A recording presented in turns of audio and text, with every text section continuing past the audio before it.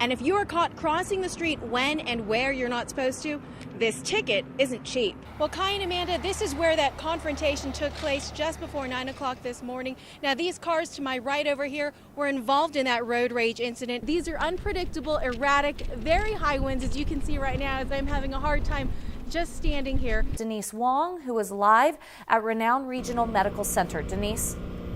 Sarah, we have some new information for you. We've learned that Renown has actually been treating 29 patients. If you do head this way, you'll want to bring your sunglasses because surrounding the highway are these high walls of snow, blindingly white snow. To give you a sense of just how high this is, I am 5'4", and this is a lot taller than I am. I can see, and maybe you can too, some of the blue lights over there of the firefighters.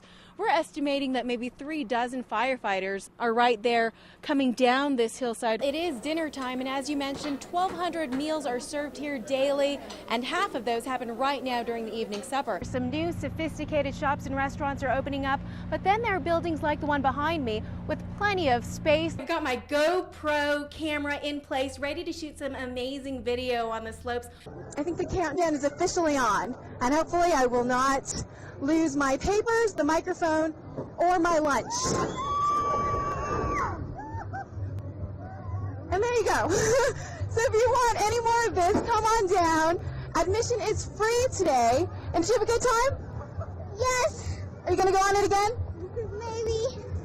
She's still thinking about it. I know. To cling onto a car and try and get the purse back? Gotta get that. Everyone needs friends like that.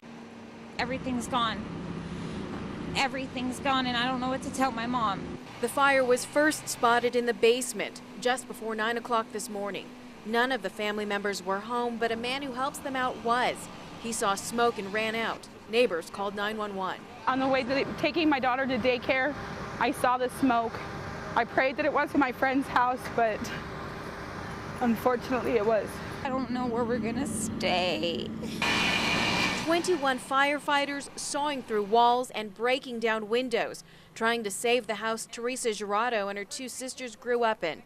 It's where they all still lived, with Teresa's 3 children and her mother. No, nothing anymore. We can't even we gotta keep our family together. This couldn't come at a worse time for the family. That's what we were doing, was fixing the house up so we could sell it.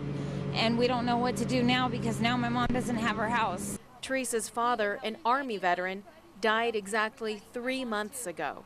I don't know what to tell my mom because she asked me to come back over here to get some pictures and stuff of my father, and everything's gone. The family is now trying to find 2 of their dogs, and the Red Cross has offered to help them out. A friend of the family's showed up when he saw smoke. He and his wife just bought a home in Sparks with 2 extra bedrooms, and they've offered to put up some family members for the time being. A Carson City man, apparently with some mental issues, grabbed a version of an AK-47 and opened fire inside a Carson City IHOP. We continue to follow this developing story involving that massacre in Carson City. KOLO 8 News Now's Denise Wong continues our coverage tonight. She's outside the IHOP with more on what we know about this shooter. Denise? Well, good evening, Pat and Sarah. I can tell you that flowers have been placed out here at the crime scene, and authorities have taken away that blue minivan that Eduardo Ascension drove here and parked here at the IHOP. The section of the shopping center is still closed off as investigators try to piece together exactly what happened. I want to recap some of the main points of this shooting rampage. 12 people total shot. That includes the gunman who shot 11 people before turning the gun on himself, and 4 people are dead. This shooting started around 9 o'clock this morning, and 5 Nevada National Guard members were at the IHOP and they were shot. They were in uniform, and 2 of them have died. Another person who was killed was a woman who was caught in the line of fire. The 4th victim is the gunman himself, who turned the gun on himself and shot himself in the head. We are still waiting to find out the identities of the victims. We've heard that the earliest we may learn this is tomorrow. Authorities still trying to figure out how Ascension got those 3 guns that he brought here to the IHOP, apparently only using that version of an AK-47 in this shooting rampage. But the big question here remains, why? A lot of people in Carson City just blown away by this, because this is the kind of violence that does not happen in Carson City. You're darn tootin' we're over the snow here in Truckee. Everybody's a little bit, shall we say, frazzled. and cold after dealing with a series of storms that hasn't let up. Public Works crews have been doing all they can to keep the snow from piling up on the main roads. Crews have been working 12-hour shifts, 24/7, no days off the last week and a half. But all of this has to go somewhere. Take a look at this huge mound of snow behind me. That's what Public Works crews are putting together after dealing with all of this snow. This one behind me, it's about 25 feet tall. And it was just scooped up from one parking lot overnight.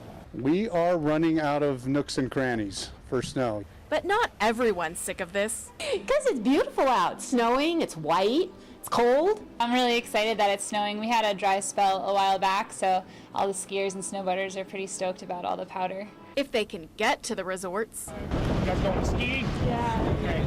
Can't do it, guys. Caltrans workers were stopping vehicles on I-80 West this morning near exit 190, telling drivers they had to turn back around towards Reno. No Lake Tahoe, and they couldn't even get to Truckee unless they live or work there.